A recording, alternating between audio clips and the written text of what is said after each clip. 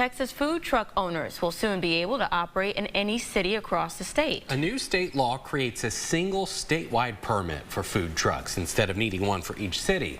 GMAT's Marshall Farmer is looking into how this benefits the food truck industry and why some cities are concerned about the changes. Marshall?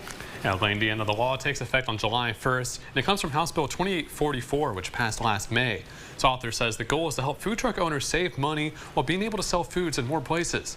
Under the new law, health inspections will be done by the state, costing food truck owners between $300 to $1,350 for the first year, and up to $850 for annual renewals. Before, individual cities ran inspections with their own pricing, which limited where some food truck owners could afford to work. State Rep Brooks Landgraf says owners were getting, quote, the same inspection for the same type of permit in multiple jurisdictions, even though their standards weren't all that different.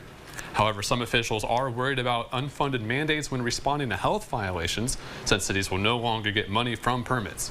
Another concern is how quickly state inspectors will respond to violations when they happen.